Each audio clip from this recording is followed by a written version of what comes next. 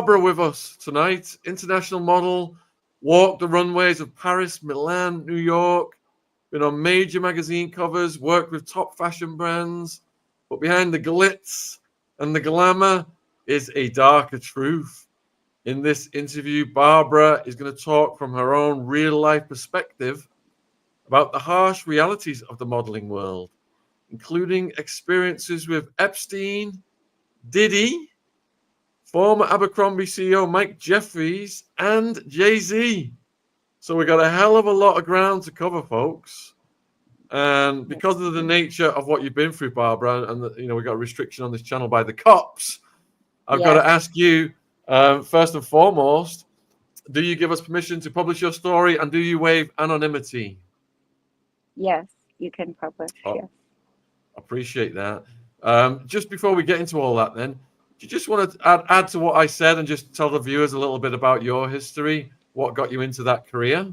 So around the age 6, 7, 8, there were scouts in Texas that were looking for beautiful kids, like young children wanting to be actors or models. And that's when all these modeling schools started, is in the 90s. So that's when I was discovered in the 90s, and I started taking acting classes. And then around the age of 10, I was discovered by Bruce Weber. I was doing theater under the stars in Texas, and he discovered me along with other models or upcoming actors. And then I landed the Ralph Lauren. Brilliant. We were doing so well. And that's what started me off on my career. And then I connected with an agency in Texas, and then they connected me with an agency in New York. And I was going back to New York and Houston, Texas, where I'm from.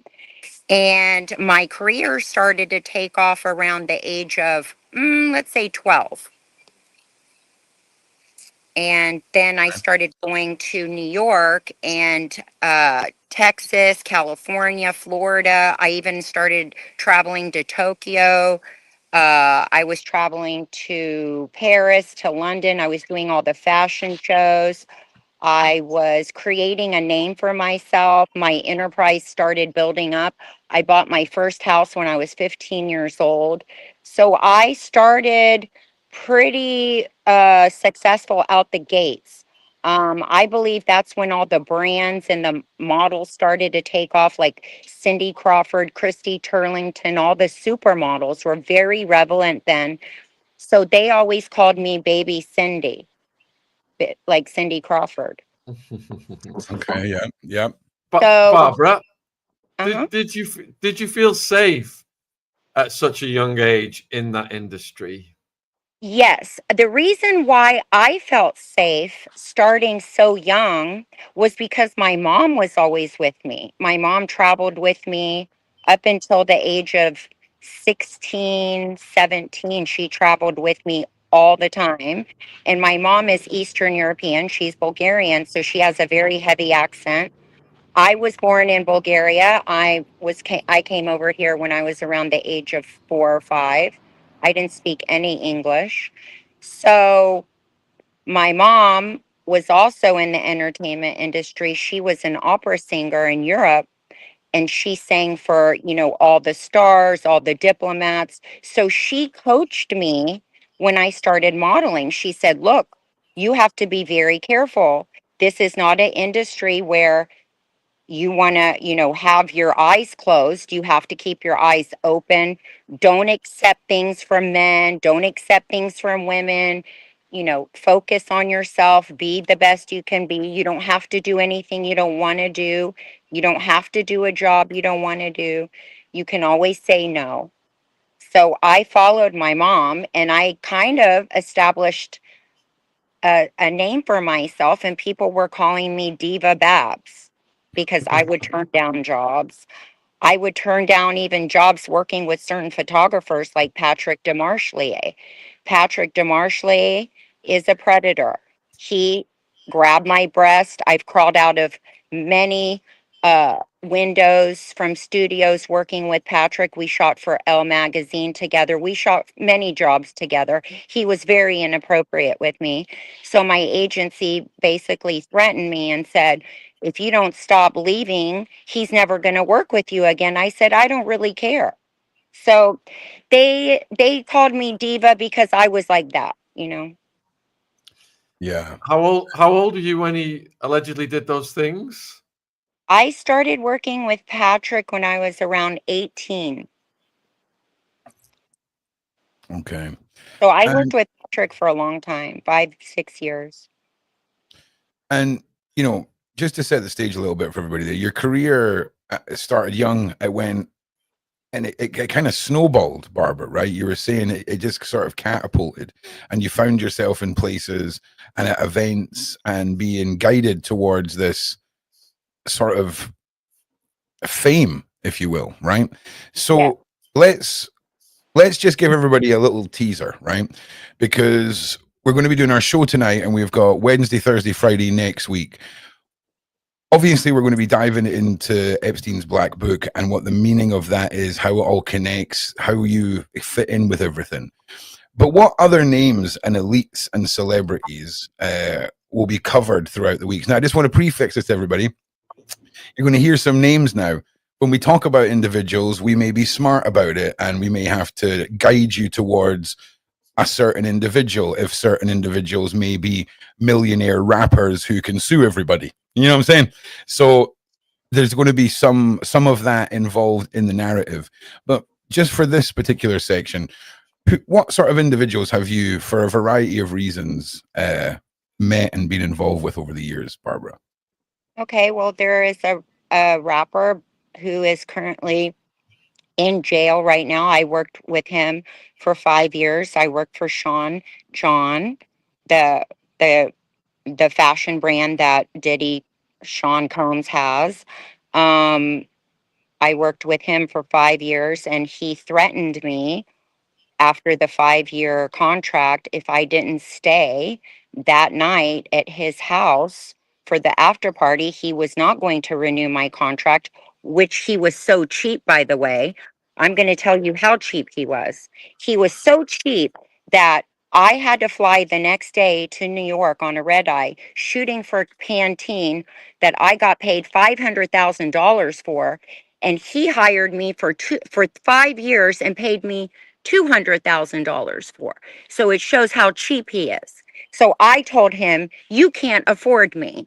I'm not staying for your party."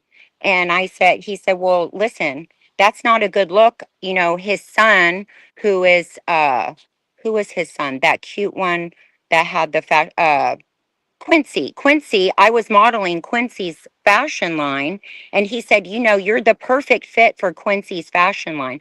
I said, "Well, then you have to pay me more." So there's that guy. Then there's another rapper that starts with the J, ends with the Z. That guy, big jerk. Uh, I'm affiliated with also John Legend, David Blaine, Naomi Campbell, um, Harvey Weinstein, uh, Renee Zellweger. Uh, who else? I mean, the list goes on and on. Yeah, it's a pretty long list. I'm not going to lie. Just it's probably quicker to say who isn't involved in this than who is, because it is a very complex tale. And you know, the center of this for you, Barb, is to expose the networks and the methods used by Epstein and individuals like him. The difference between individuals like you who are not only generating money but are chasing this promise of fame. So let's go to this. Let's sort of jump into the point in your life where you were introduced and Epstein became part of that world. Okay, so the world that I was in was very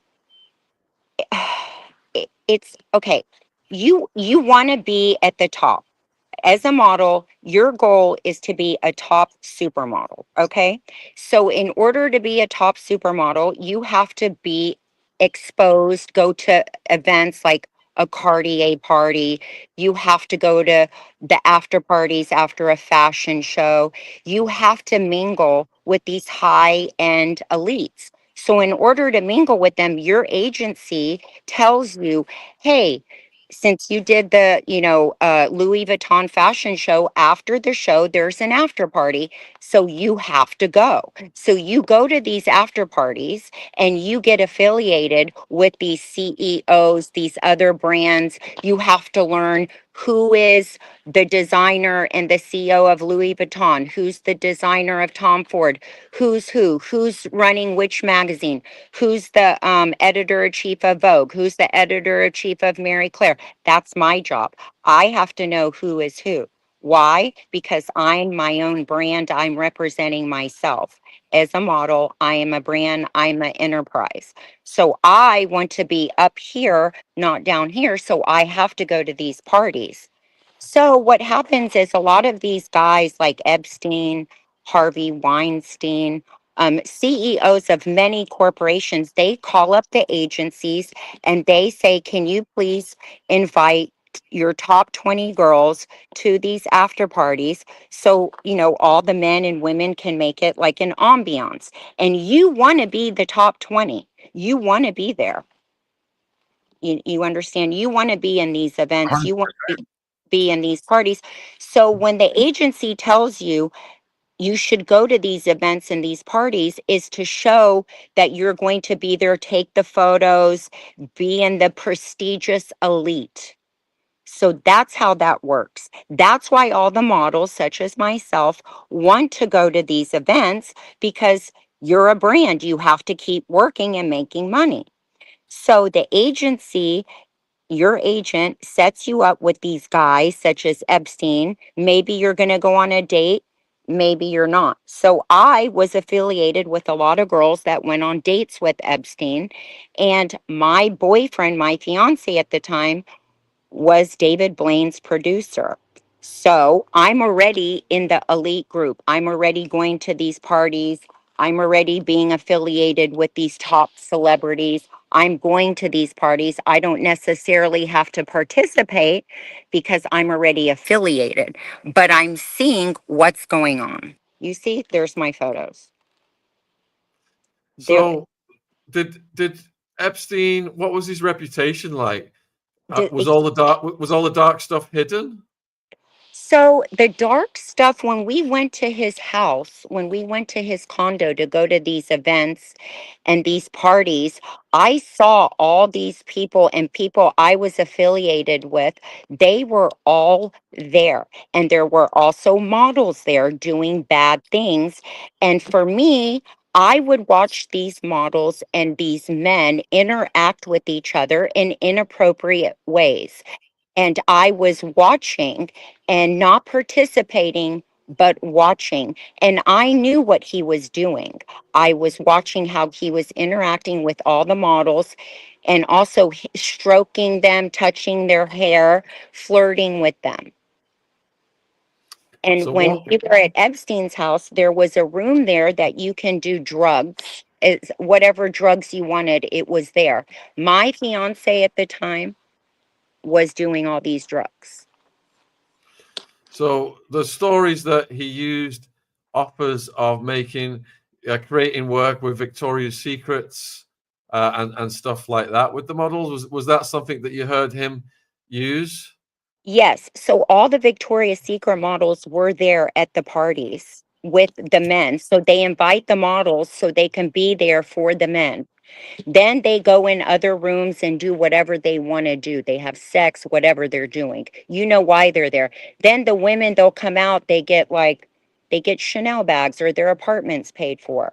Um, they get bigger jobs. I was never a big Victoria's Secret model on the runway because I didn't sleep with anybody.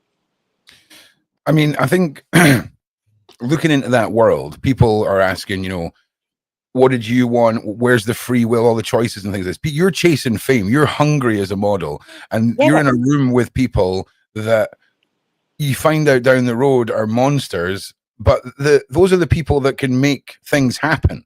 That's the difference between, small time and catapulting to success. Now, did you feel like you were in a certain group of individual who started to see the true intentions of what having girls like you and models around for these individuals were. Obviously, you've talked about these hidden rooms and girls that sleep with these individuals. You weren't part of that scene, and did you find that it made them try harder, or did it make them back off when you were? No, they tried harder, and the men were also trying with me. Like when and then there was a point where I wasn't with my fiance anymore, and I was at these events without him, and all his friends were hitting on me, and they were trying to drug my drink. They were trying to push me into having sex with them, and they said, "Well, you're not with your fiance anymore. What's the problem?" I said, "No, I'm not interested. I know exactly what they're doing. This is how the operation works. How the operation works is you become their sex slave until you're old. After 30, you're old. After 25, you're actually old. That's what they do. You become their sex slave. They're looking for like wives to be their sex slaves to participate in It's the group trophy. sex. It's In the group classic. sex. No, then you have to participate in group sex. Okay. So a lot of my friends that were in with these men had to participate in group sex.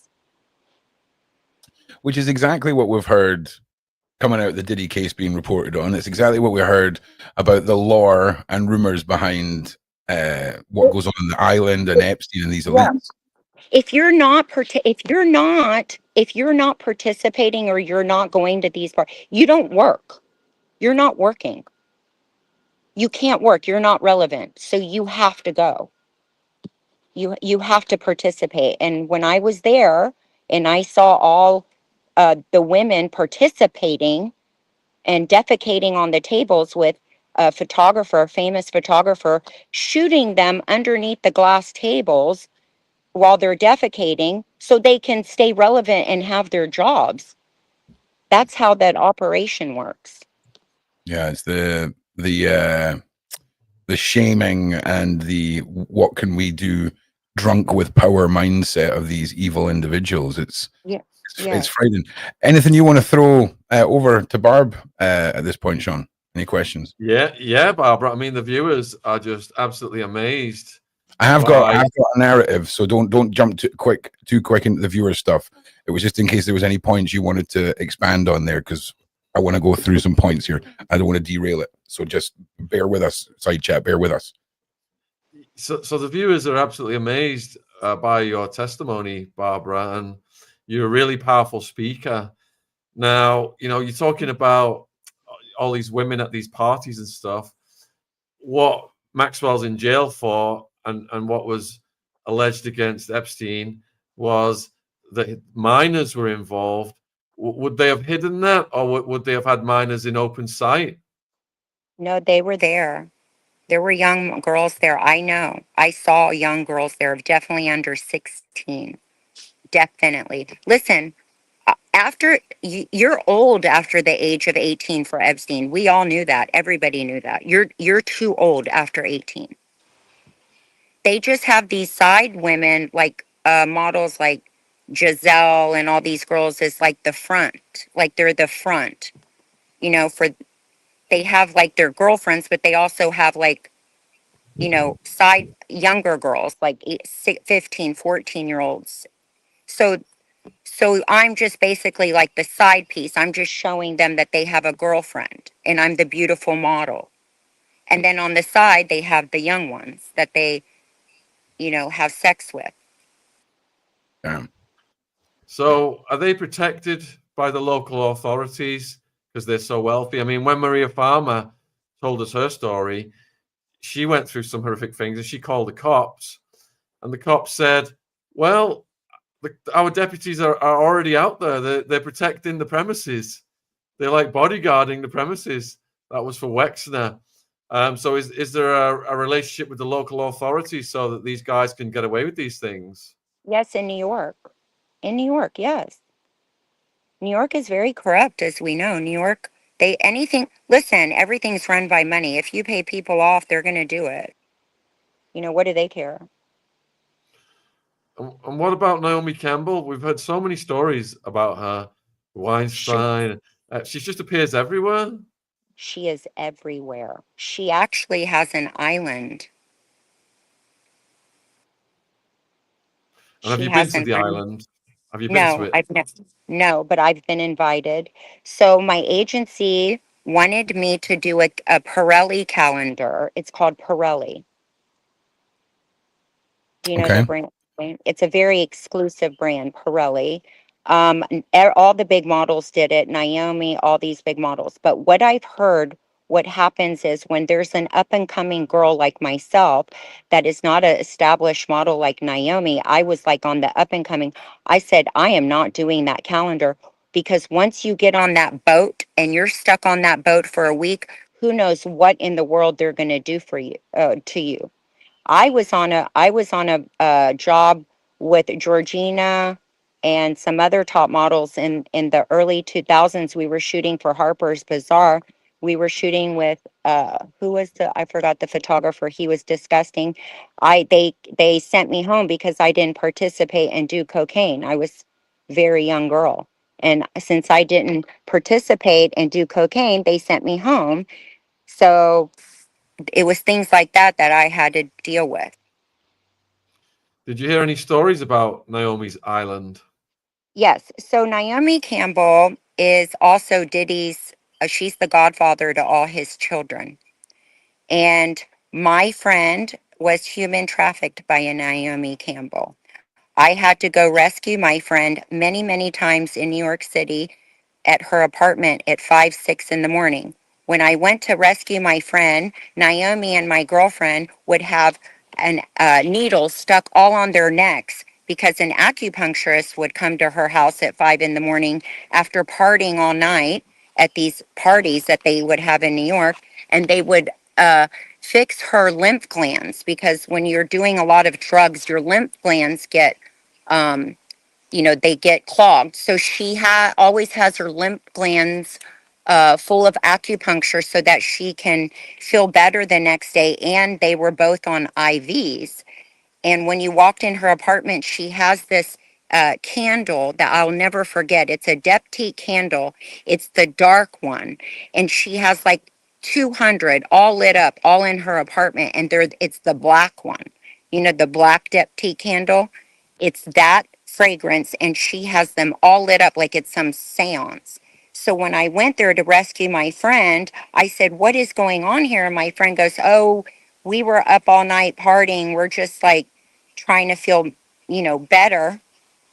So I would talk to my girlfriend and I'm like, "What happened?" And she's like, "We were partying all night." And Naomi would bring her along to these parties and having sex with these men.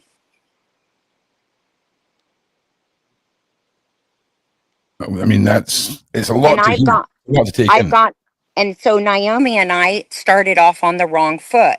So then when I saw Naomi at Cipriani's, downtown where that was a spot for us all to hang, like Epstein and all these people were always at Cipriani's. There was a bar upstairs, which you had to be invited to. If you're an elite, that's where everybody goes. Like Harvey Weinstein, everybody was there. She was in the bathroom, and I came out of the bathroom and she goes, "Oh, it's you." And I said, "What are you going to do?" She goes, "I just signed a big book deal with Oprah Winfrey. What are you going to do?" She was so high on cocaine, she didn't even know what she was talking about. And then she was starting to get in my face. I said, "Please get out of my face. I don't want to start anything with you right now." It was always stuff like that. Okay. I like when you talk about the seance and the candles, was there ever an element of, you know, dark paths with some of these Yes. individuals with occultist undertone, shall we say? Did you ever Yes. was there ever rumors of anything that just sounded too odd to be true? Well, yes. I mean, there's a lot of things. Like when I was in San Tropez, I saw Sean Combs on his boat um, holding an animal's head on the front of his boat, screaming, I am God, I am God." And when he was going out in San Tropez, he was always showing his uh, dark, these dark things with the goat head or whatever animal he had on his boat. I mean, there's all kinds of weird things we would always see. And is it just this like given factor that the girls, right, like yourself, the models on these yachts? I mean, are you guys? Is it just a given that you're all going to stay quiet? Because it must be terrifying knowing not just what someone can do to you on a boat, but a billionaire, somebody who's got police in their pocket, the elites of the world. It adds a level that I don't think any of us will ever experience truly what that feels like. I mean, it must be, there must be a lot of secrets in the minds of terrified individuals right now, ladies, Yes, women, especially. that's the thing. It's like a slow buildup. You don't It's not like so a matter of fact as you think. Right. You want to be in the elite group. You want to be in the upper group, so you can go to events. You can Sure. be your name, your brand is still relevant. You want to be relevant. So these girls, these models, they think that they have to go to these events and do things with these men so they could be famous and rich. They don't have parents like what I had to show you have discernment. You're using discernment for anything that you do. These women are broken. A lot of these women, I'm Eastern European, so I was talking in Bulgarian to some of these girls, or Russian, or Czechoslovakian. I could understand them, and they would tell me things that they would go on these islands and they would get their apartments paid for, and they would be with these agencies that would give them visas, and they were never even working. I said, "How did you get all this money? I don't understand." And they said they have a boyfriend that pays for them. Yeah. So And when you're in the industry, you know who's working. There's only 5% of us that make a living. I was making well over $1 million a year. Every year I was very successful. That was because I was just, doing catalogs and doing these advertisement jobs. And at the beginning, I was doing all editorial, such as Elle Magazine, doing all the fashion shows, so that you become, you create your portfolio, so you become, a supermodel. That's what you're thinking. That's what you're working for, to become a supermodel. So they say, you're going to be a supermodel. You have to do these things. so Barbara, when we're talking numbers like that, right? People hear that, and that's a lot of money. But what's the difference between what you were getting paid, $1 million a year, great money? If you'd sold out and went down the dark path, the money would have been 100 times folded, right? Oh, I Just would have been, I would have not been able to walk down the street. I would have been super yeah. rich, super famous. Yes, So yes. even at $1 million a year, we're talking like that is a 1% of what you could have been, even though it's a lot of money, right? It's the world you're in. When we're talking about billion, multi-trillion dollar brands and enterprises, $1 million sounds great, but it's a sliver of what could have been if you'd sold out. And you were still a powerful brand. Did you feel like your career got to a point where you felt like you were being promised and promised and promised, and because you wouldn't break your code of honor, they just couldn't get what they wanted from you? And you'd mentioned instances where you noticed your drink may have been tampered with and things like this. How prevalent and how noticeable were the effects of those tactics on other girls around you during this time? So when we would go out to the nightclubs, my friends owned the nightclubs. So they would have tables, and they would call them the model tables. They would have, actors, musicians, at these events. And so they would have these model tables with the actors, musicians, and they would hide, and bottles on the other side. So you pretty much knew which bottles were yours. I didn't really drink that much when I was out because I had to work the next day. But when you're out and about, you know which drinks to take and which drinks not to take. So a lot of these models would drink the terrible drinks, and then they would end up annihilated and going to these after parties and basically getting blackmailed. Yeah, and it's And such a the repeat. It's such a and the repeating set of tactics that we've heard in so many cases, Barbara. The blackmail, the abuse, the coercion, the grooming, the promises of stardom, all of it, and it's and so scary the, to think what could have and happened. they would watch you. So I was with the guys that were trying to get the girls, and they would watch them get annihilated and bring them after parties. And that's when they would all go. You broke up a They would tiny. all go to the after party. You broke up a little tiny bit there, That's when Barbara. they would.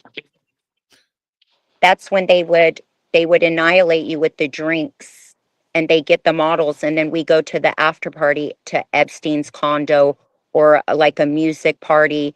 All these. Okay. So you're in the club. They cast out their net of drinks. Those who get caught in the net are the ones that are ushered back to the after parties and things like this. That is a scarily grim tactic. Yes, Again, it happened to me one time. Yes, and that's why I stopped drinking after that. yeah, that's scary. And for anyone that's going through something like that, it must be terrifying. And you you spoke earlier, right?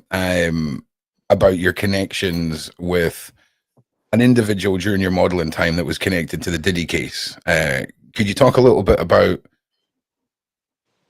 your experiences with that individual, if you can? I don't know if you can. Which Um, one? Which one? Cassie.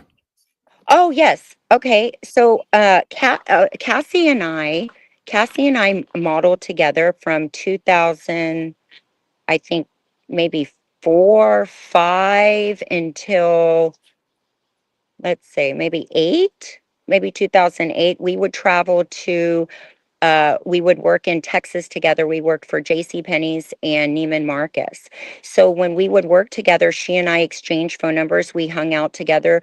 After the jobs, we would go shopping together. We would go eat together. So we became friends. Her mom would show up on the jobs with her as well, when she was traveling, because we were both very young at the time. And so we exchanged numbers. We became friends. And then around um 2009, I told her I'm in Miami. I wanted to connect with her and go to an event. And she said, well, listen, Barbara, I'm not modeling anymore. I'm doing the music thing, and Sean doesn't want me to speak to anyone right now, like going out and having fun. It's not on my radar. I have to focus on music. So I can't really hang out anymore like I used to. I said, well, that's too bad. And Cassie lived on 33rd Street and Park. And at the time, I lived on 34th and Park. So we would go back and forth all the time and hang out in New York together as well. I think also that she moved out of that apartment and then moved into one of Sean's apartments in New York. I don't know where his apartment was, but she and I were close. We were friends, and I also reached out to her 2011 to tell her, I got married, and she said, "That's amazing, congratulations." And then in 2017, I reached out to her again because I was seeing some weird things, like she had some sort of black eye. I don't know. People were talking, and I said, "Is everything okay?" And I didn't receive anything back on Instagram. So I just figured she is not in contact Yeah. anymore. Now, her course of action, where she said that she's stepping away from the modeling, did you feel like that was her stepping away from her freedom and friendship? And that Yes, sort of that course of action, that pattern of behavior, was that something you started noticing more and more within your circle of friends and individuals in the industry? And if so, that must have been, over time quite isolating for you, if you're the only one left, metaphorically speaking. How many people did you see pair off like that with someone? I mean, it must have been a lot. yes. Well, with that type of situation, whenever you're in the industry, you have to stay relevant, and you want to be in these, you want to be in these events and you want to be in these places, but you see things and you experience things that you don't want to see or do, but you have to be there. Yeah. You don't have a choice. You really don't have a choice. And if you stop going to these events and these parties, you're not relevant anymore and you're not able to work. Okay. I was very happy. I was very happy actually for Cassie when she told me that she's not going to model anymore and she was going to continue the music path. I was very happy for her. You know, there's, you know, why continue something if you have a talent for singing? I didn't even know she could sing. She I'm, never told me. She I'm never with told you. me she could sing. I don't know how she sings. Okay, so just going by what Barb has told us already, we've witnessed multiple repeating patterns of behavior, whether it's the parties, the promises, the industry, and the individuals that make these promises to these young models for superstardom. We're now seeing tactics used by individuals like Diddy and other ones in those circles to get their prizes and their trophies tucked away from themselves and individuals like Cassie, that's reflected across the industry and individuals that you've met. Can we just circle back to the whole premise of the little black book of Epstein? Because I imagine the names and the methods, right? The methods will repeat, I imagine, so frequently throughout so many names. And I mean, we don't have to name these people right now, but throughout the episodes, this goes wide. People have often asked in the side chat, why aren't you talking about the people above Diddy and above Epstein? Well, this is the series for those answers, because you know, you've seen how far and wide this goes, right? Yeah. From Hollywood to the political side to the CEO side. Let's talk about the black book. Let's talk about the types of people that are in there and how.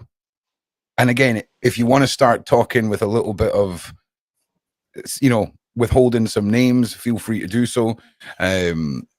But let's just let me just say as well. Sure. So there's a lot of names in the black book, and you know, obviously a lot of those people weren't involved in what was alleged. And when the black book originated, it was a staff member who had the black book, and that staff member circled names that staff member thought were allegedly involved in what Jeffrey was doing, and some names are even double circled for people that staff member thought were way involved in what Jeffrey was doing. So just to clarify, not everybody in the black book is automatically involved in what Jeffrey was doing. Yeah, that's true. That's very true. And listen, a lot of these people in the black book, I'm just telling you the people I saw at these parties that are in the black book. Yeah.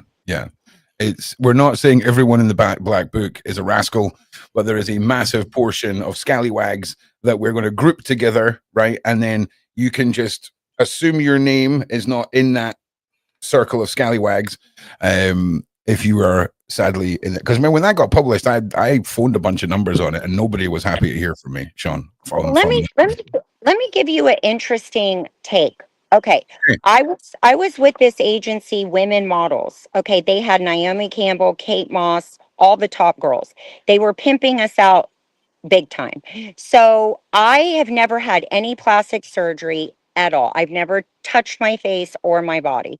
I don't do filler. I used to do Botox. I stopped doing it, but I'm not into this plastic surgery, just to let you know.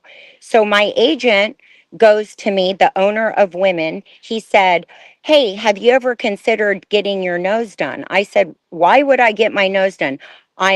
I'm 16, 17 years old. I've made it this far in modeling. I'm signed with your agency, and you want me to go get my nose done?"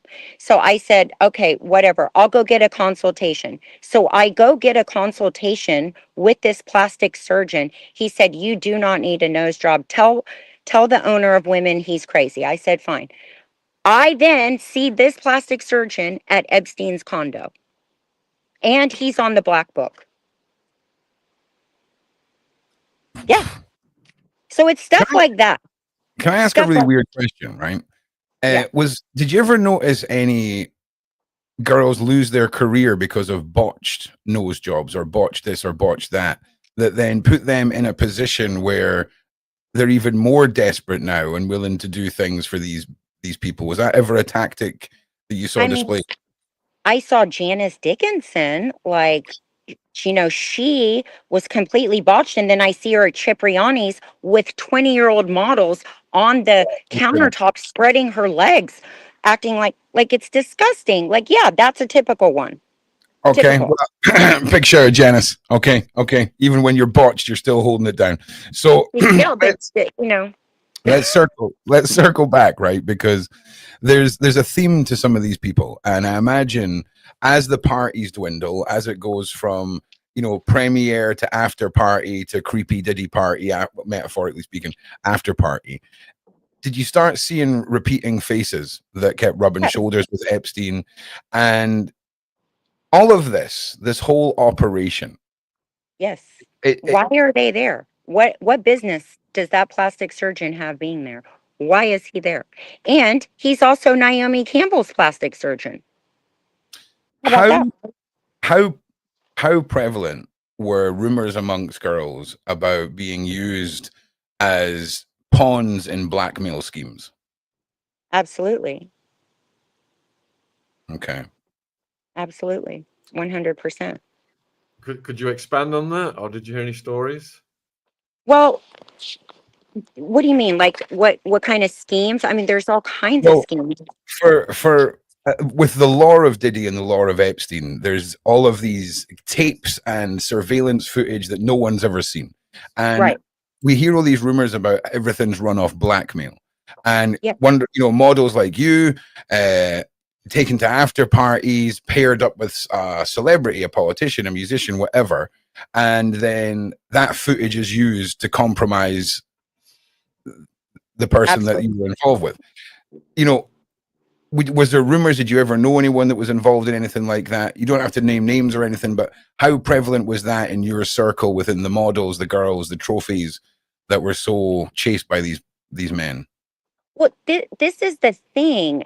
I figured out what's going on. What happens is, at the Epstein condo, they invite all the big dogs, the CEOs, the big names, the celebrities, the actors, the models, and then they get the models that are like the ones that are working on visas, and they use them to sleep with the CEOs and the brand names of huge fashion brands. So they get women like me or Giselle or these big Victoria's Secret models. They lure them to the parties, so they're the candy, and then they get the CEO or whoever very drunk, and then they put the young ones on them, like the 15-year-olds, and they make them have sex and they film them, and that's how they blackmail them. They necessarily don't even know what they're doing. They're just getting drunk. And when they're getting drunk, they put something in their drink and then they connect them with the 15-year-old. Yeah. And let's be honest, when it comes from I see that a lot. That's what was going on. That's what I saw. So a lot of these men some of them are innocent. And then they're blackmailed, and then they're indebted slaves forever. You know what I'm saying? Like that's what Diddy did also to probably some actors. Let me just get ahead of the comment section. Listen, if you're a regular going to these parties, like I've seen the regulars, a few people that I knew, why were they there every single weekend? If you're there one time and you make a mistake and you sleep with the 15-year-old, okay, mistake, you don't go back. You don't drink, you don't do that. But if you keep coming back, you're the problem. Yep. You're the problem. 100%. 100%. These men are the problem. If they keep coming back if they made a mistake one time, okay, you could say, you know what? I made a mistake. Okay, you own your mistake if you get caught. But if you keep going back over and over, and you're at Epstein's plane, his condo, you're going to his island all the time, you're the problem. Yeah, and let's just put this out there. If you're a guy, you've been lured back, and there's an intention to get you in a blackmail situation, you're completely half on another planet. You've been hanging out with two 25-year-old models all night, and then all of a sudden those two models are switched out with two 15-year-olds for the cameras to roll for 10 minutes, and then they're switched back out again. These are tactics used so that you wake up in the morning and have no possible recall of anything bad happening. Okay. And I mean, listen, it's you got to understand, we as the regular folk, when we say something in our drink, all of this, we go to where our brain is educated. We've already spoken about the scopamine, right, which is what is used by these individuals to literally control someone's mind. What is that? Oh, listen, that's it's a naturally occurring toxin. I mean, maybe that's what was in my drink when I got. Well, it's usually breathed or blown onto someone, right? Because it's very easy to unalive somebody by accident with it. But effectively, if you're under the influence of that, I could say, Barbara, can you go and empty your bank account and get me all your Birkins? And you would go, no problem. And off you would go and you would do it. So imagine that in a human transportation or an island or an Epstein scenario for blackmail, for coercion, for all of that. It's terrifying. And it's the real deal. And for you to have this knowledge, there's going to be people who are saying, oh, well, you know, you knew about it, you should have done something. What was the fear like of the reality of a model taking it all down? Do you know what I'm saying? It's an impossibility. You are expendable, you are replaceable, you are not the first one. And this is decades old of women like you seeing things and keeping stum. Because it must be a terrifying concept to think. Listen, Ron, I couldn't even say which political party I wanted to vote for. Like, that's how bad it was. Like, all my years in New York, I could never say, I'm from Texas, okay, so you could imagine. I could never talk about that. I could never. I would be banned even from that. You are owned. You are owned. You cannot talk about anything. And that with that, we often talk about conditioning when it comes to abusive individuals. And this sounds like a culture of conditioning. Yes. Right here. I became also like a people pleaser from it, because I was always like, what can I do to please that person? What can I do to make that person like me more as a model?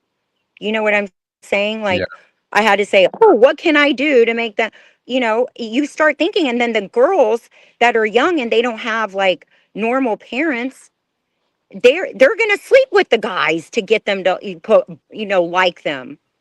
You know, they're going to do whatever they need to. So with that mindset, and I had a healthy mindset, I was even thinking that way. What can I do so they will like me more? And in my head, I'm like, well, I can't sleep. You know, I'm never going to do that, you know?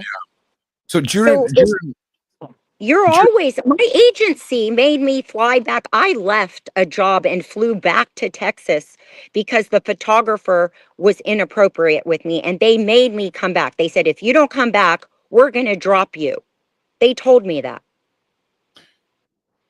How prevalent was, when you were at these parties seeing Epstein, was Maxwell always with him? Was it always joined at the hip, or how much of a run-in did you have with Maxwell? You know what? I could have seen her, but I probably didn't pay attention because she's so ugly. I only noticed like beautiful women. She's so ugly, she's irrelevant. I wouldn't notice her there. I wouldn't notice her. She's not a beautiful person. I notice beautiful people. I remember beautiful people. Yeah, same. And it's a bold statement, but I'm here for it. Okay, so Sean, any further questions up to this point that you want to throw over to Barbara before I sort of segue us into the next part? Yeah, I've got several. So, you know, you touched on an important point earlier about these guys kept going back.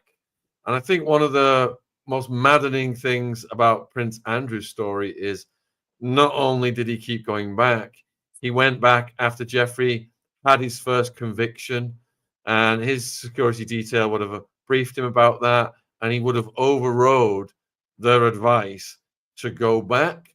So my question for you, Barbara, is Did you ever see, or were you ever aware of royalty at any of these parties? Oh yeah, Prince Andrew was two of my friends that were models. He was paying for their apartment in New York. They were 20, 21 years old. Yeah, they were sleeping with him. Eastern European. Because I asked them, how did you get this apartment? Because I paid for my apartment. I bought my apartment. I lived next door to Kelsey Clinton was my next door neighbor. How come these girls have very expensive buildings and they're not working? And I was making $1 million a year and they have better apartments than I do. Why is that? Because he was supplying their apartments, paying for he was at Epstein's. I've seen him there. Oh, someone called Paula M. He was So there. You got the allegations by Virginia that Andrew paid a huge settlement for, but to this day he's denying even knowing her and saying that the photo of his arm around her is fake or he doesn't remember it. Do you think that's preposterous? Preposterous. If he was paying for those two models, how many other models was he paying for? Yeah. Check their bank. You mentioned him paying for models that were from Eastern Europe then, and the second procurer in charge after Ghislaine Maxwell was Jean-Luc Brunel, who had his own modeling agency. Yep. Did you hear about him at the time? Yeah, he was my agent. Wow. When I was with Elite Models. Wow. I know Jean-Luc. I know Jean-Luc very well. He knows me too. Yeah, and so you're suspicious about how he died? Exactly the same method as Jeffrey? I think maybe they just probably killed him to shut him up. Yeah, that's what I think as well. He's nothing. He's just garbage. He's just he's a nothing. Like, so they opened up an agency together. Epstein invested into MC2 Models, and I know a lot of the girls that were with that agency, and I think maybe both of them were with Prince Andrew. And did you get bad vibes from Jean-Luc, or was he a normal person? No, he's disgusting. We all knew it. They would give the models bags of cocaine to stay skinny. So they would, work and stay skinny. And what other stories did you hear about him? I mean, you can say anything you want because he's okay. So Jean-Luc was a big predator. Jean-Luc would get all the Eastern European girls. He would pimp them out to all the CEOs of all the name brands. He would take them on trips, pay for them for their fashion, for their outfits. He would get them apartments. They had a model's apartment that they would all stay in, 10 women in one apartment, all crammed in. It was actually disgusting. And so I was looking into starting my own agency, my own modeling agency. I asked two of my agents in London to invest with me, and they said, Barbara, you're very ballsy for starting this. I said, I could take all the Eastern European girls and I can make them rich by working. And I said, these women are being trafficked. I know they are being trafficked by these men. So I was planning to start my own modeling agency and help save these girls, because they would tell me in our language what was going on. So one of the allegations that Virginia made that's not picked up very readily by mainstream media was the allegation of what happened on the island, whereby there was a sex party involving Prince Andrew, Jean-Luc Brunel, Maxwell, Epstein, and a bunch of East European girls, and that Jean-Luc and Epstein and Andrew were joking. They were the easiest ones to do these things to because they didn't speak any English. I know. It's true. I mean, look, can you imagine taking your models from your agency, whipping them down on your jet straight to the island, giving them some cocktails? Oh, hello, welcome to you get a cocktail and you have your beautiful Chanel bag and you could stay all weekend. Then they drug you and you don't know what's going on. Yeah, so what you're saying really corroborates what Virginia said. Yeah. That's what they do. That's why they open the agency, so they're not traced, because they're in a modeling agency. So the girls, they get them visas. They get the girls visas. They're not accounted for. They're Which missing. which was my next question. The pipeline Jean-Luc Brunel had bringing the girls in from East Europe, their visas were fast tracked through their connections at the government. Yes, and I have to get visas to work in Europe, and that's also fast tracked. They have connections. It's very connected. It's very interconnected. These women are not accounted for. Look, what are you going to do? Go to the parents in Ukraine and Kiev and say, "Oh, where is your daughter?" "I don't know. She was modeling and somehow she disappeared." That's it. You're over. You're done. You're toast. And Jean-Luc does not care. He doesn't care. He's Epstein's pimp for the models. He's Epstein's But pimp. Barbara, did you actually hear of girls who disappeared or OD'd or anything like that? So there was a girl, she was Eastern European. She jumped out of a building in New York. She jumped out of a building because of the shame she felt. I know a lot of girls that go missing all the time. We always heard girls missing. We haven't even gotten into the boys yet. So there's another character I want to get to then that was above Brunel, and that is Wexner, who owned the Limited, Victoria's Secrets, etc. Did you guys hear about Wexner during those days? Oh, yes. What do you mean? He's the head boss. He's the boss of the whole fashion industry. If you get in with Victoria's Secret, you're in with Banana Republic. You're in with Express. You're in with Bath and Body Works. Those are all big jobs. And once you're in, because I was in with Victoria's Secret, so I worked with Express and all these big names. If I become a problem, I start becoming a problem, they won't book me anymore. So a lot of these girls, they would say, "Oh, you could be a model like her and work for Victoria's Secret. You want to come on my island?" That's what they do. So researchers like Ryan Dawson and Whitney Webb have alleged that Wexner was involved with intelligence, Israeli intelligence, the Mossad, the CIA, and the mafia as well. Would that kind of thing have been kept secret from you, or would you have heard rumors of things like that? Well, the rumor that I heard about Lex Wexner is that he's a big dog. You don't want to piss him off. You don't want to be on the bad side. You don't want to cause problems. We knew that somehow he and Epstein were friends, but we didn't know why or how. And so we knew that Jeffrey had some sort of connection to him, but we didn't know how. We just knew that you have to like kiss their ass. You know what I'm saying? You don't want to cause problems. You don't want to create any type of divide. You don't want to kiss and tell. You know who these big dogs are. You know that they have a higher up in the industry. And the agencies know this too. They work with them. Jeffrey Epstein would call my agency to get set up on dates with the models.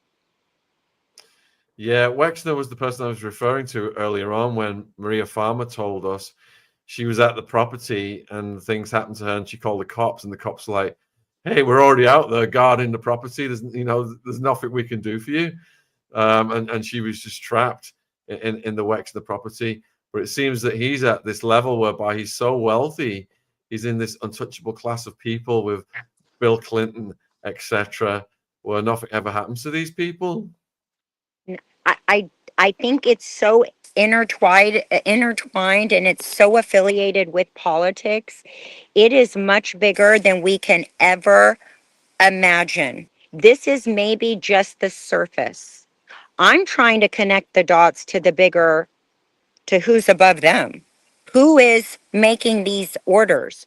Who is telling these agencies to get these models to come to the parties? Why? What is the reason? Why do they want to blackmail all these people? There's a Well, we bigger. bigger picture. Yeah, we interviewed Ari Ben Menashe, who was former Israeli military intelligence, and he said that Israel was one of the prime movers behind the Epstein operation. It would involve the CIA as well, and that the Wexner property. You're asked about Jeffrey's relationship with Wexner, and people wonder where Jeffrey's wealth came from. Well, the property in New York was given to him by Wexner. It had the cameras pre-fitted. And we've spoke to survivors who, one survivor, one of the Epstein properties, ended up in the control room looking at all of the screens where all these videos were getting recorded. But what Ari Ben Menashe said was they were looking to have leverage over the titans of industry, politicians, royal family members. Prince Andrew was a big catch for them. And these honey trap operations, have been around for decades. And they continue to this day, and that's what Ari told us the motive was. You know what it also is. This is really sad to me, because if you take like a man, okay, let's say Prince Andrew, right?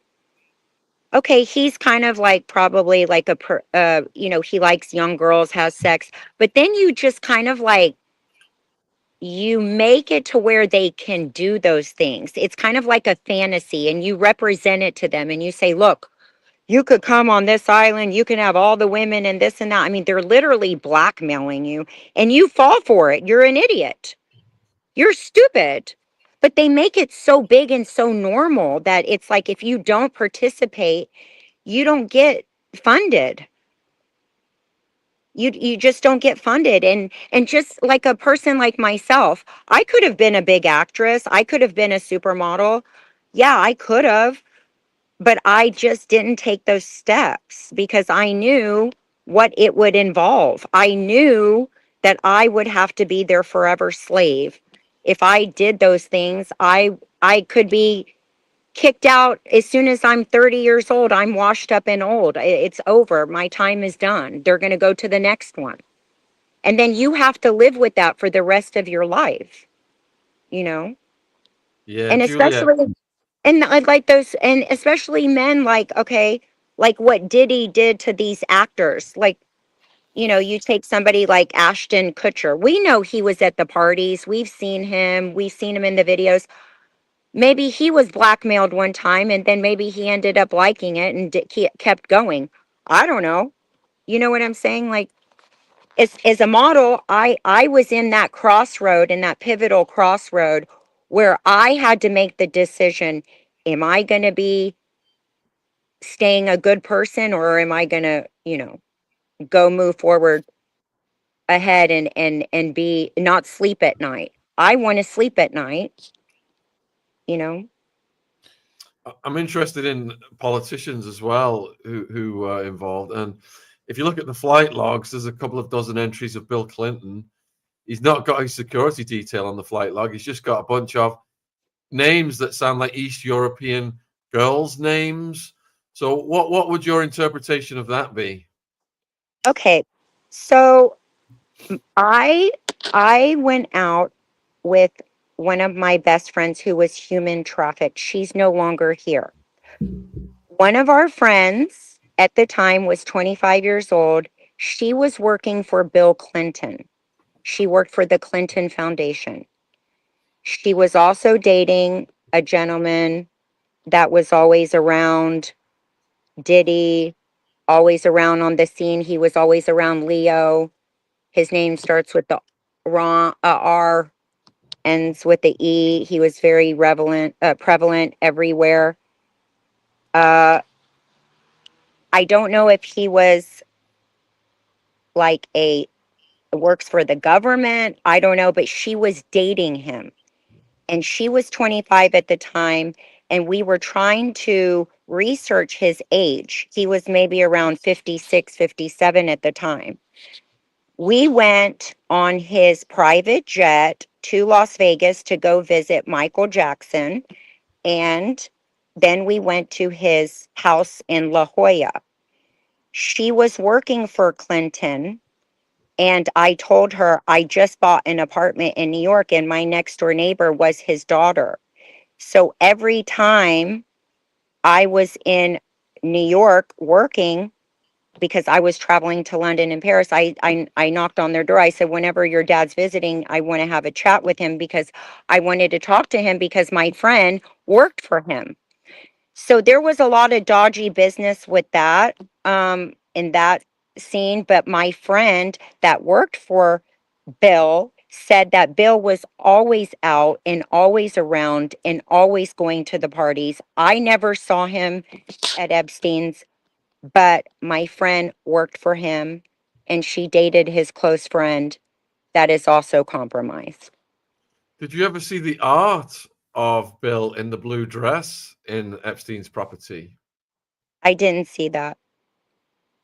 I wasn't looking for it. With hindsight, then looking at it now, I don't know if you can see it on the screen. Yeah. Is that some kind of trophy that Epstein would have commissioned? I think it's blackmail. I think he's like looking at you and saying, if you say anything, it's over for you. That's just me.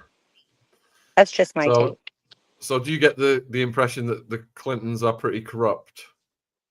Yeah, I mean, yes, it's, if I have to use my brain, yes.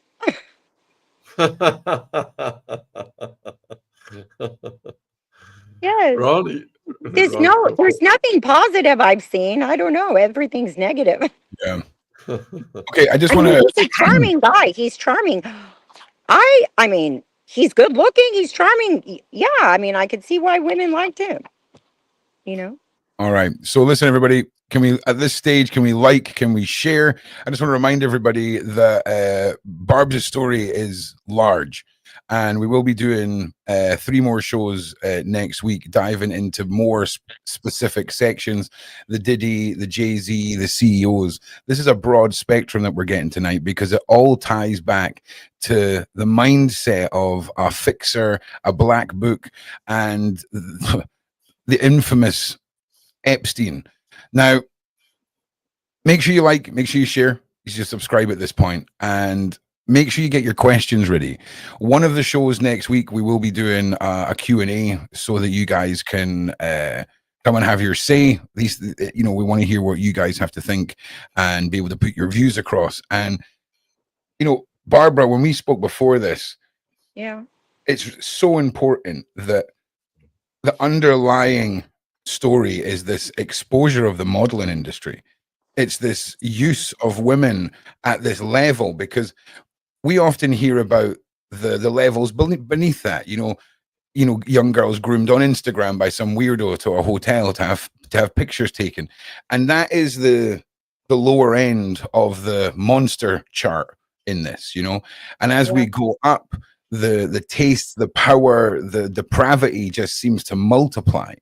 And that is why your story is so large. We want to make sure that at the center of this, we have this exposure of this level of the modeling world. And, you know, Sean, the individuals that you were pressing Barbara on, how crazy is that to have all that corroborated and to have yet another person who's lived the same stories as the people that you've interviewed, and these monsters, alive or dead, to start having the realities voiced? Well, we've been studying this and researching it and interviewing people about this for about 6 years. And, you know, we've heard so many different stories, and everything you've said, Barbara, just dovetails completely with what the other people have told us. So yeah, it's great to have a fresh voice legitimize what we've been told for so long, and I appreciate that. Thank you.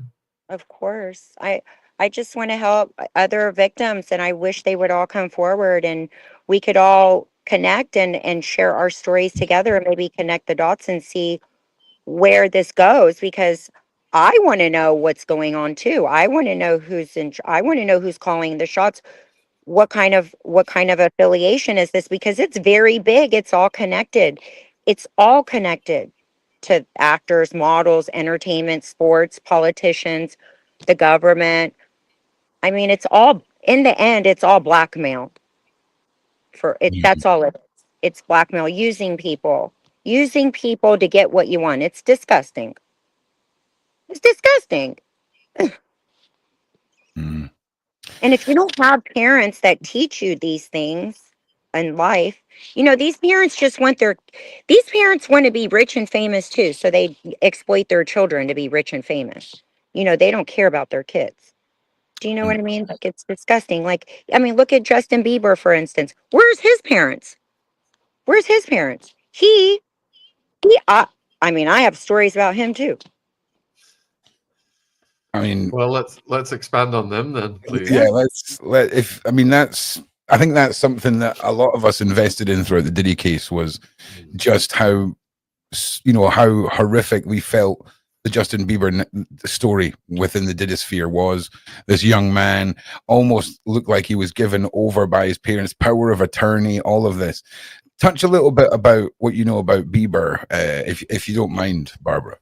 Okay, well, with Justin Bieber, I met Justin Bieber backstage at the Drake concert. I ended up backstage. My friends are in the music industry, so I said, "Hey guys, you know, let's go get something to drink." So we go backstage. I get something to drink.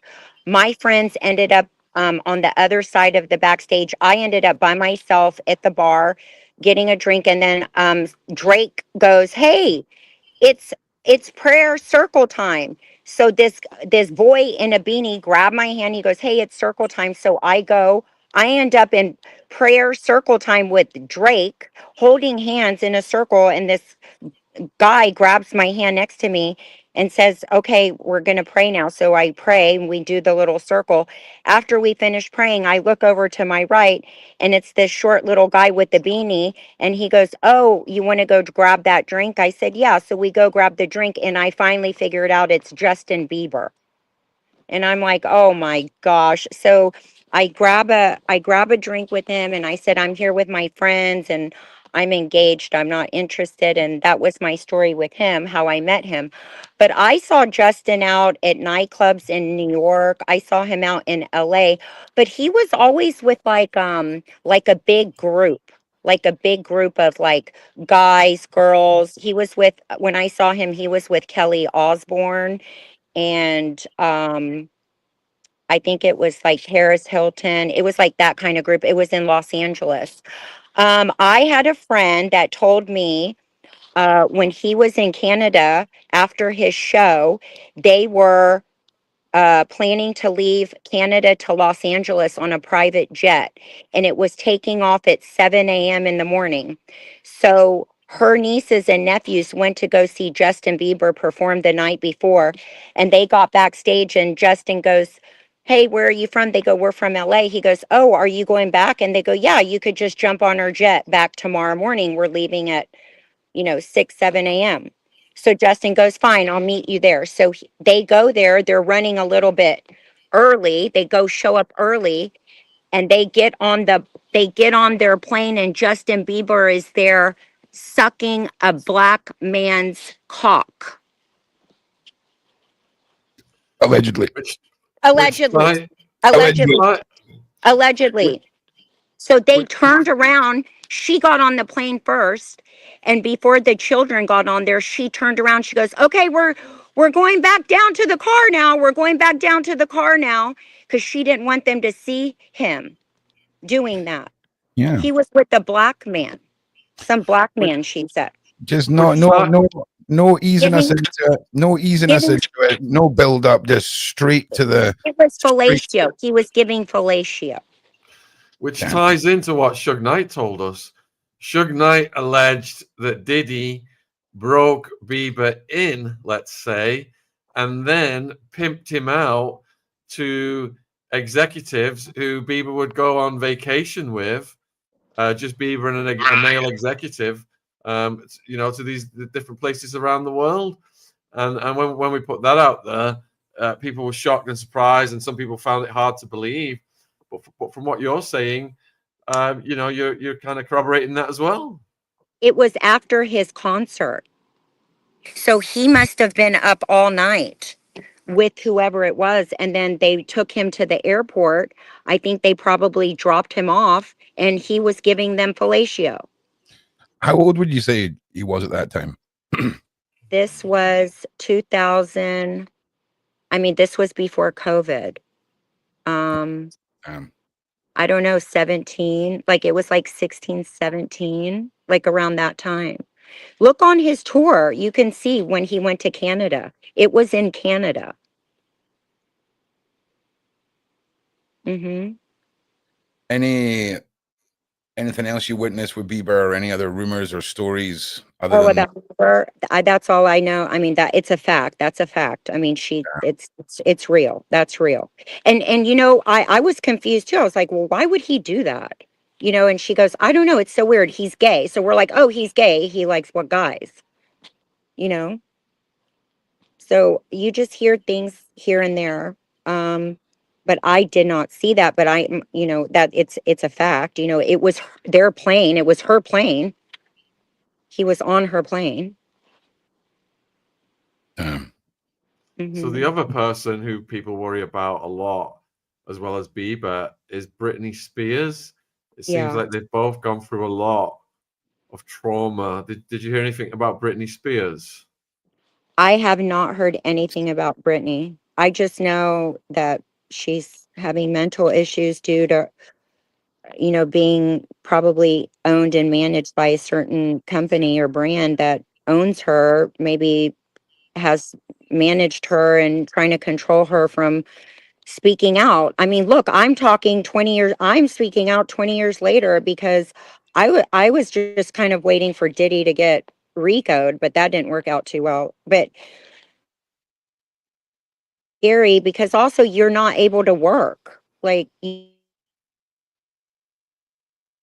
be able to work. And there's too many brands tied in to Britney Spears, you know? Yeah. I mean, I don't know why they're doing that to her. Just, you know, it's sad. Well, look, I think this is a good time to jump into some of our wonderful viewers' questions, if that's all right with Sean and Barbara. Sean, you okay with that? You got anything else you want to throw at Barbara before we go into the viewer questions? I'm just curious about what Barbara thinks of the outcome of the Diddy trial. A good question, yeah. I'm very disappointed, big time. I wish he got charged for all accounts. I wish he got RICO'd because I don't think his fortune should be there because it was all money that is from victims and it's dirty, dark money. You're breaking up a little bit. Yeah, I'm very disappointed in the outcome. I wish he got life. I wish. Yeah. I'm happy Cassie got her 30 million or 40 million and has her life. I'm happy that she has her family and her children. She has to live with that forever. I don't think it's enough money personally. 30 million is nothing nowadays. You know what? She could buy a house and live the rest of her life, but I don't know. Like Yeah. there's no money. It's priceless what that does to you forever. You have to live with. She'll never be the same. You're never the same. I'm never the same. You know, I'm grossed out. I've always been grossed out by men. All my friends were always wondering why I never dressed provocative. Like when I went out, I never dress up provocative because I don't want that attention. I am not that type of person where I want guys.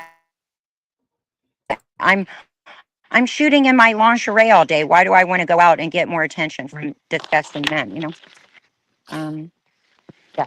Now, just somebody had mentioned Oprah, and that sort of got me wondering about women who are on the same level as these evil men. Was there any women who were just as bad as these men that stood out for you in these circles, Barbara? Well, when I had my encounter with Harvey Weinstein, allegedly Renee Zellweger was there helping him, talking me Let's into. take us back to the start of the Weinstein story, because Okay. that's so prevalent to the luring and the promising of fame and all of this, and it's a major part of your story. So let's start at the beginning with Weinstein. Okay. So I was acting at the time. I had an acting agency, and Harvey Weinstein wanted me to be in the movie Cold Mountain because it was filmed in Bulgaria, and I speak Bulgarian, and I'm easy on the eyes and I can act. So I had a meeting with him and my agent. My agent called me the day before and said, Harvey Weinstein wants to meet with you for the movie Cold Mountain. And I said, well, you're coming with me, because at the time we knew all about Harvey Weinstein and what he was about. So I showed up to dinner. I had my dinner with Harvey and Renee, my agent, and then my agent left. We went to Bungalow 8, to the nightclub, and that's when everything started. Harvey Weinstein asked me to go to the Carlisle Hotel to go read the script, Cold Mountain, with him. It was 2 o'clock in the morning. I said, I don't do that.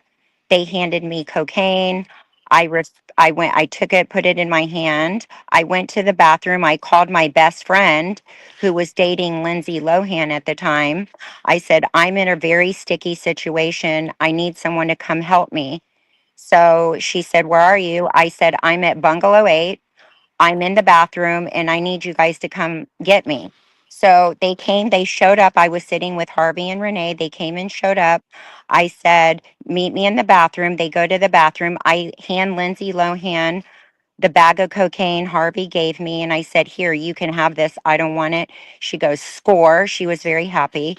And then I said, hey guys, I'm going to jump out in the cab in the front of Bungalow 8 and meet me in the cab.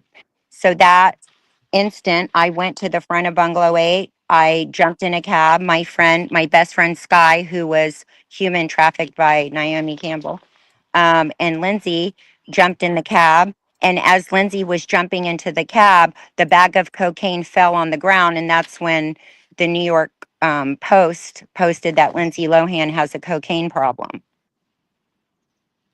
And it was actually Harvey Weinstein's bag of cocaine. How Damn. crazy! How crazy is that story? We're gonna have to start. They're, We're gonna have to they're say. all. We're gonna have to say. We're gonna have to say white, Ron. Oh yeah. Sorry, yeah. So yeah, it's Oh, okay. White Rug. Yeah, White Rug. How crazy is that story? So I didn't get the part because I didn't go to the hotel. But he put his hand on my leg. They were flirting with me, doing all this stuff. But I'm wondering, why was she with him? You know what I mean? Well, I mean, we just have to look at what movie she was in at the time you're talking about, and if she was starring in any that are suspiciously linked to what you were talking about, because She was that's she was in the movie. yeah. See, it's this promise of fame, and this grooming tactic, and we often think about the cases that are close to home with us that get reported in the news, and we don't often sympathize with the supermodels of the world, or the elitist and the people, the actors, the musicians, whatever. And it is scary to think that at the highest levels, in these positions that so many people want to be to, there is this deep rooted monstrous level of abuse and coercion, and it's so dark and twisted. We talk about it a lot, and there is the upper echelon of all this, Barbs, as well, which we're going to cover next week, is the individuals behind the individuals. And we're going to delve more into Diddy and into Jay-Z, and tactics that were used within these famous rappers circles to try and procure ladies like yourself. And Sean, again, unless there's anything else, are you okay if we jump into some questions just now? Is that right? Yeah, keep going with the questions. Okay, so these are from our wonderful community, Barbara, and they're all quite excited to get some questions over. So here we go. Are models of today still doing this, like Kendall Jenner and Bella Hadid? So I don't think no, they're already so established and looked upon. I don't think so. I think they're just at the point where maybe at the beginning they had to go to the parties, but they had a father and a mother that was already established. You're breaking up a tiny bit. I know that. Sorry. I know that. It's weird. It's your no. You're connected fine. It's your sound that's getting affected. It's bizarre. Sorry. That's all right. No, you're still crackling. It's weird. It's just your microphone. It sounds like you're underwater for some reason. Better? Nah. No, not at all. Do you have your headset or anything like that? It's really odd. It's just all of a sudden happened. Strange. Is that better? Yeah, it's getting a little better.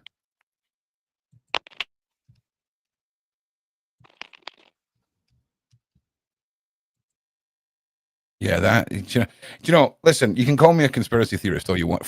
Sean, have you frozen as well? Or are you just being still? No, I'm always still. Some powers that be are shutting this down, aren't they? And now your camera's gone off. That's just my battery. Don't worry about it. Yeah. Perhaps if she refreshes her device or restarts her device. Yeah. Is there any way to communicate? Yeah, of course. Yeah. Communicate that to her. Let's see if we can. Babs, you might need to restart your device. If not, we can do the Q&A over WhatsApp if I just call you, and people will be able to hear you. Whatever's going to be easy. Oh, just roll it over to the next part because we're almost at 2 hours. Well, we're at 90 minutes, man. It's okay. Relax. Okay, just relax. We got this, Sean. We got this. Okay.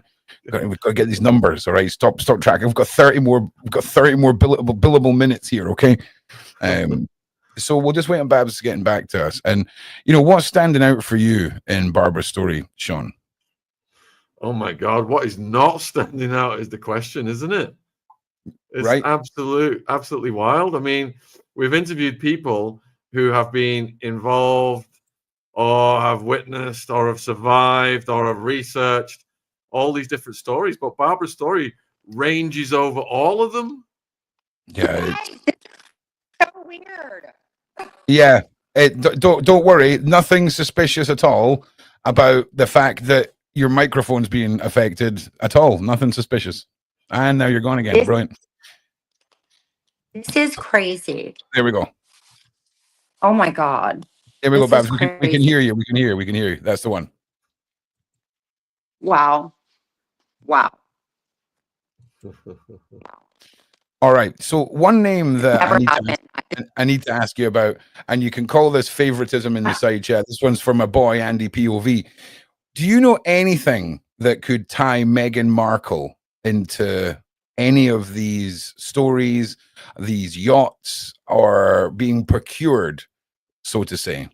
No? Mm-hmm. Sorry, Andy. Sorry, Paula. I was hoping there was going to be some groundbreaking madness there for you, but sadly not. No. Okay, let me jump into some questions then. This is an interesting one because I noticed this, and this is from Nikki. If Trump said Virginia was stolen from the Mar-a-Lago, that means that there were underage girls working at his establishment. That's what I picked up on. Anything to comment on that, either Sean or Babs? No, I think maybe if she was there, maybe she was hit on by other people. I don't know. I mean, I know that his niece was hit on by Epstein, and it ruined the relationship. I know that he was kicked out. I know that. Okay. This is another one from Nikki. Is Sean Combs being sacrificed? No. No. Okay. This is from Nadine. Was Heidi Klum involved? I don't know, but I've heard rumors. Okay. This is just cough loudly if she was. Don't cough loudly if she wasn't scenario. But next question from nice. Do most models stay thin by substances? Just wondering. Yes. Yeah. Listen, caffeine and nicotine are food groups. Okay. Don't let anyone tell you they're not. Okay. Okay, so Freebie's asking, would you ever have personal security in these situations? Yes. But would these security be provided by the people who are the monsters? Yeah. Yeah. Okay. Yeah. So it's one of them. So I think what Freebie would mean by personal security is, do models ever have, a big guy called Jeff who they hire themselves? Yes. They are there to deflect all the monsters away, all of this kind of stuff. Would you say that was not a favorable thing for a model to have when being chosen by an elite globalistic monster, a massive man named Jeff. So I imagine the workload wasn't as good for owners of Jeff. No, I was actually going to hire a Jeff myself. Yep. Yeah. Well, listen, everyone, big shout out to all the Jeffs in the world. Okay. All the real ones. All right. Did you attend any film premieres? That's from Cats. Yes. All right. You want to tell us which ones? I can't name. I've been Freaking to so many. I don't know. Sorry. Yeah. It's a different world, Babs. It's a different world. Sorry. Oh, this one's from the wonderful Jen, which is Sean's wonderful partner. Who, in your opinion, is the head of the snake, Barbs? And listen, just remember, we don't have to go into this right now. We can save this one because it's up to you. But starts with the M. All right, starts with an M. Okay, well, we'll get some more. We'll give you a letter a night, people. Okay, so it's Predator Scrabble. So this is a simple yes or no one because I know we're going to cover this later. Was Ron Burkle involved? Yes. Brilliant. This is going great. Were male models treated in the same way? In what way? Like, were they groomed? Preyed upon? Yeah, all of the nastiness. It's worse. It's worse. Yeah. Well, I feel like that's something that we'll address in one of these episodes next week because that is something that I imagine is underspoken about. It's much worse. It's much worse for them. Okay, well, we will dedicate a chunk of time to exposing that because again, it's all about this industry, the models, and to only really cover 50% of the problem is doing an injustice. So, boys, we will get to you. Dupree, that will be this week. We will find out more this week. So what are we doing here? What was it about the secret taping? Who benefited? Because looking at Diddy and the Jeffrey Epstein cases, the public hasn't seen any tapes. It's blackmail, right? It's blackmail. Also, you guys have to understand this, okay? My lawyer told me that they cannot let all this out in the open like everybody wants because it's it's way too much.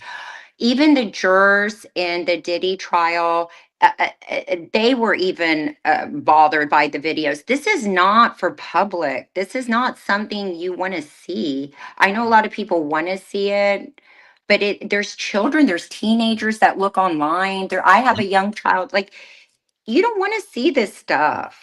It's there. Why do you want to see it? Well, it's more from exposing it to the public. The realities, whether it's in a court and it's closed just to journalism. There's been multiple cases, especially when it's serial unalivers who filmed horrible things. The evidence must be seen, even if it's closed and controlled. It sucks too for the victims. Like, do they want their bodies displayed in the public? Like, I wouldn't want if somebody did I don't want myself exposed having sex. You know what I mean? Like, I'm with you, but I don't know. I don't think it's not a game. It's not like a game. Everybody thinks it's like, oh, it's like the New York Post. This is people's lives. These are people's lives that look. Justin Bieber, I don't blame him. He doesn't want to talk about what happened to him. Like, yeah. I wouldn't want to talk about it either. What is he going to get out of it? Nothing. And I want to remind everybody of the ritualistic shame stuff that goes on within these circles. So if you're sitting there thinking, oh, well, why wouldn't you want to talk about doing X and Y? Because there's darker things than you and I can imagine. We've all heard the folklore of the supermodel defecating on the glass table with the elitist lying under it. That is a reality. We've heard about it tonight. Yes. And it goes darker. It goes darker. Now, we're going to be doing Wednesday night. I think we're going to jump into the topic of Jay-Z with Barbara, so you guys can wait for that. We're also on, I think, possibly Thursday. We're going to talk about the PDFs and the inner circles of that and how that affects the models that are up and coming. And of course, Barbara, I mean, I've had extensive experience with shutting down problematic child modeling agencies in the Ukraine, in Yugoslavia, and shutting down problematic YouTube pages involving children being displayed. Like, for example, you know yourself, legitimate child modeling catalogs are little kids in winter clothes throwing snowballs and things like that, right? Not little girls in bikinis and chaps holding the riding crops. You know what I'm saying? So yeah. Now, we covered this earlier. Prince Andrew was prevalent, like you said. You told the story about the alleged models. So if you guys missed that, Maria, if you missed that, it is in here. I guarantee you the clip guy will have it clipped by freaking lunchtime tomorrow. He's going to be on this like a rash. Okay, I can. He's sitting at he's at home now, timestamping stuff, just like, oh, get this ended. Gary, to cash in on this bad boy, 100%. So okay, so here's this is from Pam. This is something I've spoken about, which is the Pussycat Dolls. One of them stepped away from a multi-million-dollar record deal because she felt like she was a singing prostitute. And when Shirt Swinger was asked about it, Shirt Swinger turned around and didn't really deny it. She just said, well, I don't really like that word. Do you feel like what you've seen with yourself, whether it's pretty girls standing and posing or walking on a catwalk or pretty girls singing and dancing, is it a mirror reflection on the predatory world within the two? Yeah. And I say, what, guys, stay tuned, okay? Because see, once we're done this series, Babs and I have got a whole bunch of other things. Simon, Mr. Cowell, mate, I've just been waiting on the final piece. A year and a half, I've been like this. Oh, I'm digging, Si. Oh, it's fun times. Okay, so here's an interesting one. So why was Diddy doing all this? Was he under control of Clive Davis or another higher up? So, yeah, that's a good one for you. I think he reached a level where, you know, Diddy's the GOAT. He got the key to the city of New York. Everybody in the industry loved Diddy because he's a moneymaker. He brings a lot of money. He brings money to everything, fashion, liquor, music. He's a moneymaker.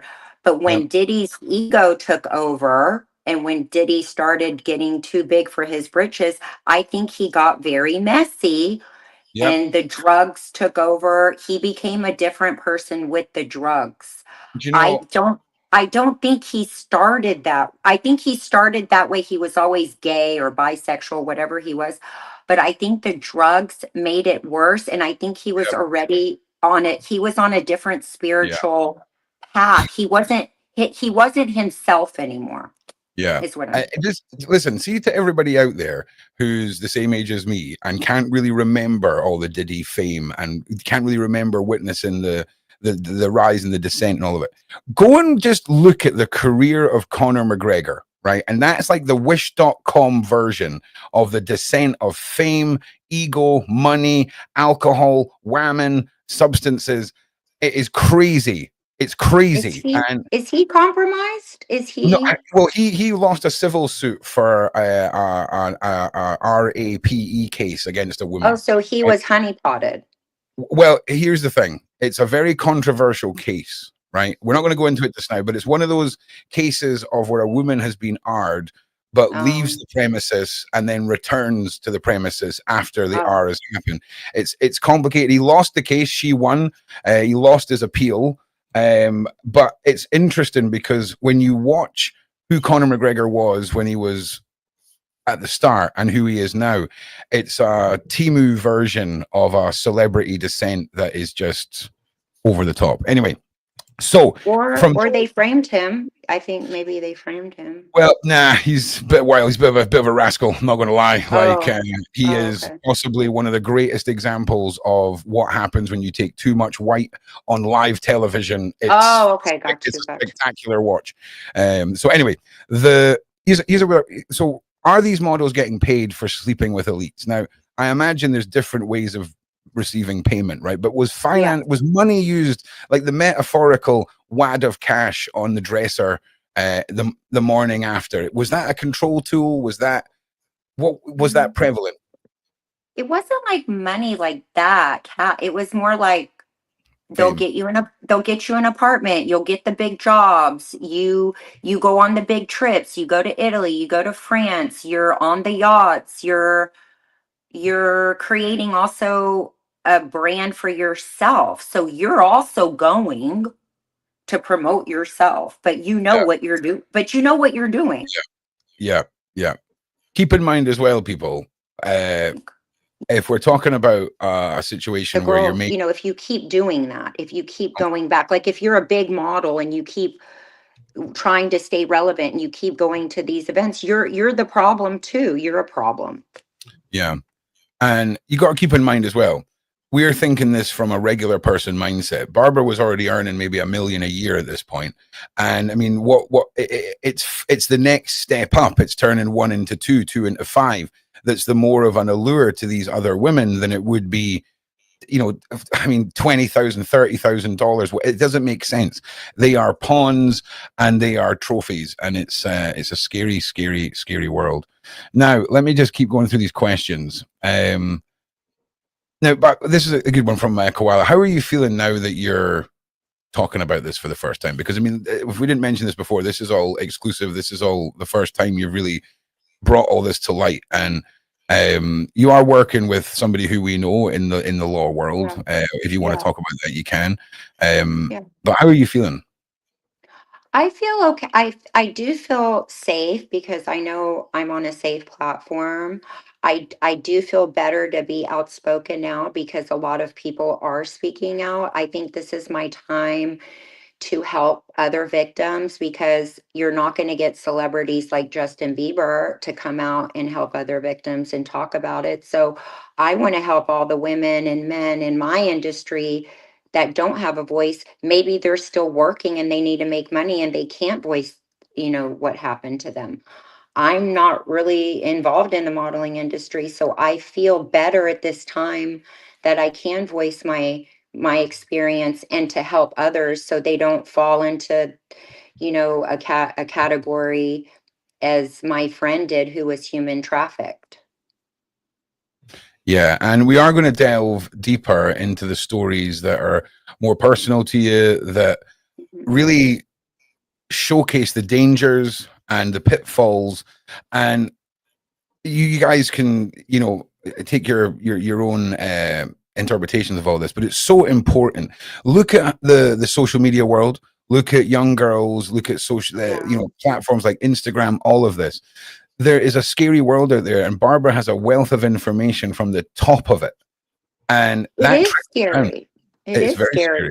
It's scary, and I see all these moms too, like giving their daughters plastic surgery at the age of 15, 16.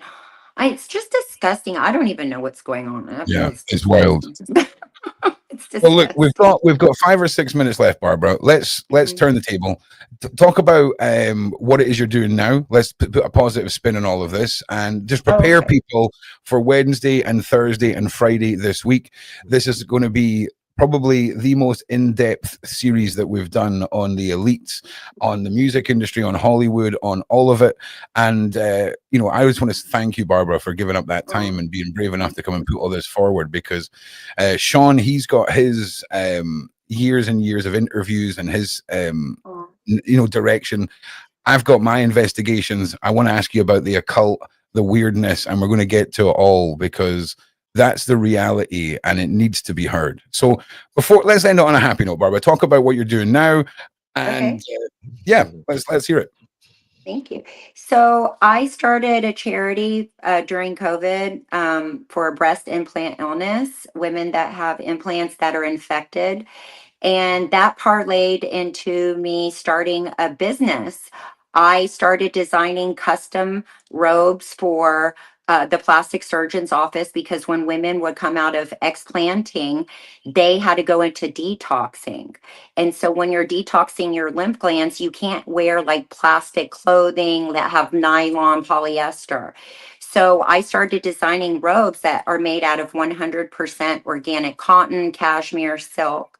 And then I parlayed and started creating my own brand that's called Malibu Cozy, and it's spelled Cozee.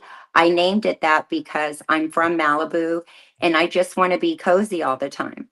So I launched my brand, and it's custom luxury bathrobes that are all organic cotton and no chemicals, no dyes, and you can custom embroider them any way you like. I design for children and adults.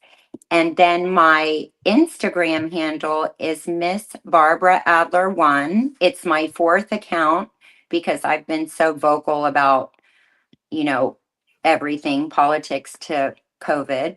They don't like me very much, but I'm still vocal. That's okay. They don't like us very much either. Don't worry. You're amongst friends. Don't worry.